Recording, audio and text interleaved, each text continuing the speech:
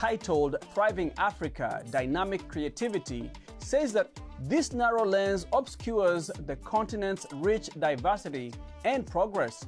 She spoke to me about her new book and the hope that it will counter some of the negative representation of the African continent. Let's check it out. Emily Pina describes herself as a visual storyteller. She's based in Cameroon's capital Yaoundé, but works in communities across West Africa. In her photo book, Thriving Africa, Dynamic Creativity, Emily hopes to move away from the one-sided framing. What makes my work different than from other people, I really only focus on a positive narrative. Okay. I will never compromise the dignity of the people I take pictures of, and it's always like, even in the most desperate situations, I look for the perspective and the angle of resilience and hope. So how do you avoid caricaturing people or demeaning people, as you say, in your photography? What do you look for when, how do you do that as you're taking a picture? Yes. So that people, when somebody's looking at it and they're interpreting it, they're not taking out the wrong message? Yeah, so my work is really based on empathy. So what I do, and that's why I'm not a journalist or photographer, I'm a visual storyteller. So what I first do, I sit with the people. I don't even take my camera out. I sit and I listen. I ask questions, I listen to their stories, find some personal, connection. It's really about creating a relationship of trust. And so people open up, they show me their houses and so on. I really believe that empathy is the most important thing. In my pictures, for me, photography is about evoking emotions, but it's the emotion of compassion and empathy, never pity, right? So it's really about preserving the dignity of the person. Emily also believes that the power of storytelling can be better harnessed by giving to the people whose stories are being told tools that are necessary for them to visually shape their own narratives. I started a masterclass, a phone photography masterclass, with the idea of giving the people the tools to tell their own story. I even have like an idea which I'm exploring right now of like creating a photography hub in Yaoundé with exactly that. I was going to ask you, what role do you think photography plays in creating social change? Yeah, it's one of the key tools, really.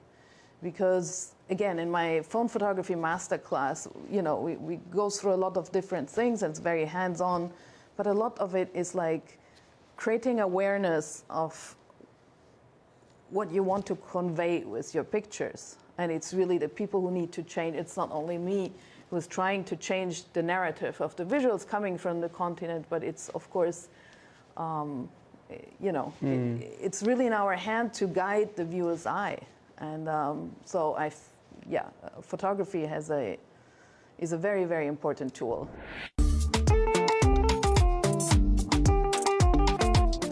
Mozambican musician Machume Zango says that he's on a mission to promote Timbila. He says that it's more than just a musical instrument. It's an important part of Mozambique's cultural heritage and identity. VOA's Amancio Miguel has more. Story narrated by Myra de la Salette.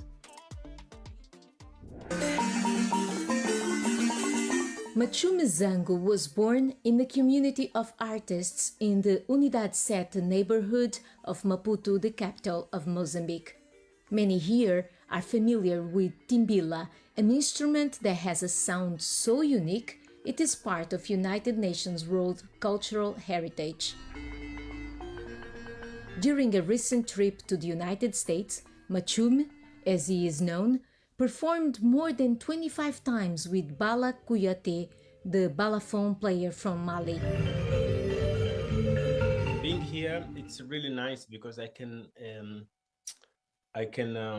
present Mozambique as a account where the culture is very rich, Machume, 43, who considers himself very spiritual, sings about current issues affecting Mozambique, a country with a sad history of civil war and human rights abuse.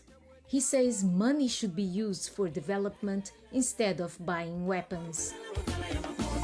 I mean, I have different subjects on my lyrics and my compositions. One of the subjects is that I'm talking about the war, where there's a lot of money spent on buying guns and weapons, and with that money they could build schools, could build hospitals. That's what people more needed: education, helping in agriculture, and also.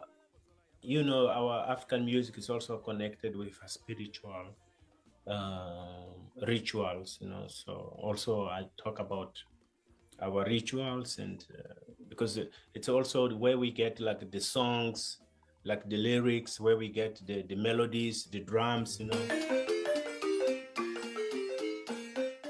Timbila, the instrument played by Machume, is unique to the province of Inhambane in southern Mozambique.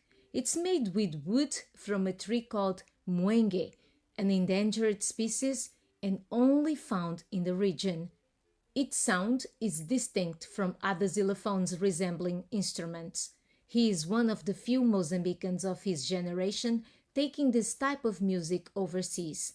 For him, that's a must in a world increasingly dominated by electronic music.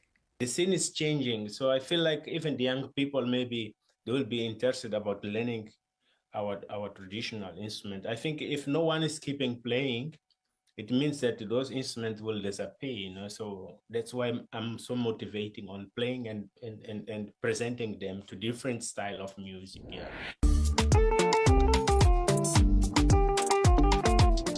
Ashoke, a traditional Yoruba textile hand-woven by artisans in southwest Nigeria, has become a symbol of culture and craftsmanship.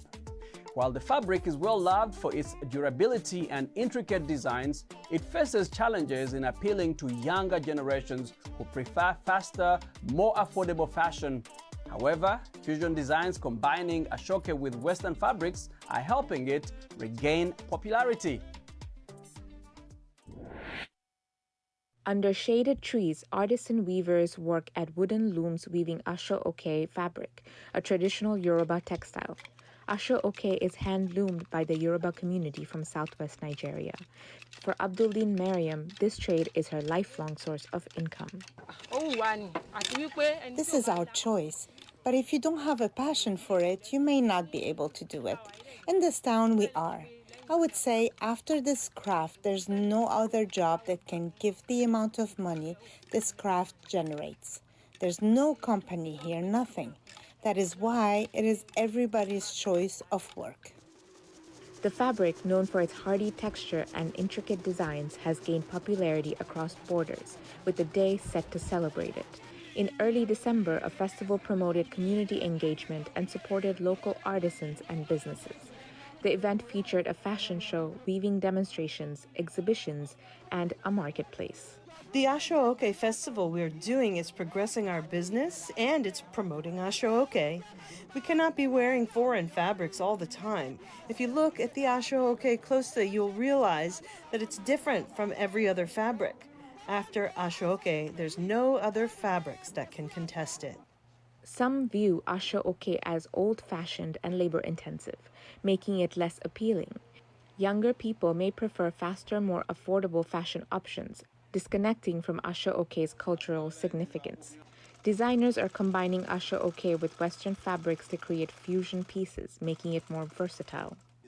Like this one, we mixed it with other materials and it made sense. These are the things that will encourage the youth to wear it. Already they think woven fabric is thick. That's why some people don't want to wear it. The weavers are making it light now. The texture is like every other material. It's no longer fabric for only the older generation. Everybody home and abroad can wear it now. In May, when Prince Harry and his wife Meghan Markle visited Nigeria, Meghan wore a yellow dress with Asho-oke fabric draped over her shoulders. Asho-oke production is focusing on sustainable practices, using eco-friendly materials like natural dyes and organic cotton blends. These approaches are redefining Asho-oke, appealing to modern fashion enthusiasts while promoting environmental responsibility. Thanks for watching VOA's Red Carpet. I'm Jackson Vunganye. For more entertainment news, remember to check us out at voaafrica.com. We are also on Facebook, on Instagram, and on YouTube. Don't forget to like, to share, and subscribe. Until next time, goodbye, everyone.